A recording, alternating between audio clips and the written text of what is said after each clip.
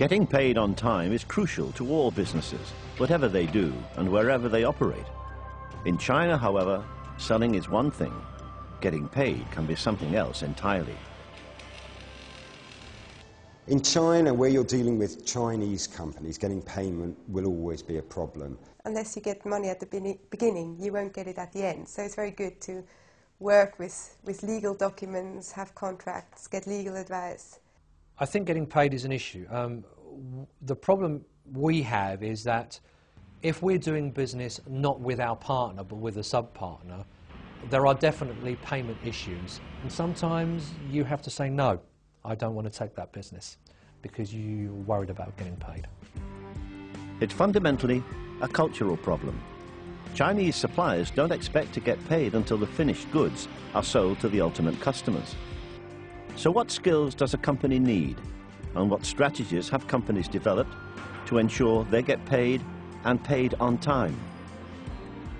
Traditionally, in China, people have not felt that degree of contract regulation that means that they have to pay.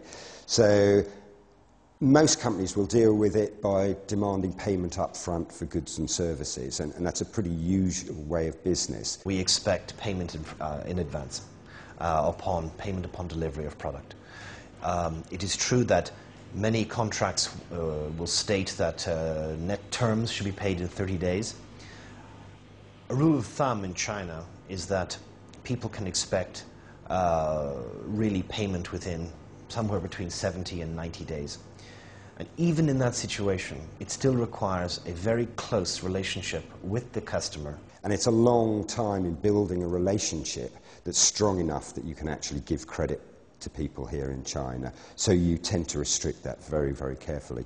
Because there's always this talk about the Chinese handshake, that you can do business by sort of promising something and you have the relationship. But we've actually discovered that you need to have the contract as well. And it seems to be that you really need to use both methods at the same time. You need to play them off against each other. Because this is what happens to us, you know. We'll sort of have, oh, the contract doesn't matter, we just do it on the handshake. But if we've signed the contract, then they make, you know, they stick you absolutely to every letter of that contract. So you've got to sort of play the game both ways, really. You have to be a master of negotiation. And the real thing is that you're facing the most savvy negotiators in the world. So it's really about a good business relationship. You have to train your negotiation. So a good idea is to come here and negotiate for everything. Negotiate in the restaurant, negotiate with the cab driver, and just learn what is the real value of things. Chinese currency isn't freely convertible.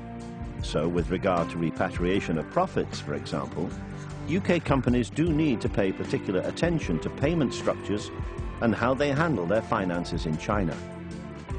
Cash flow is a problem that faces everybody.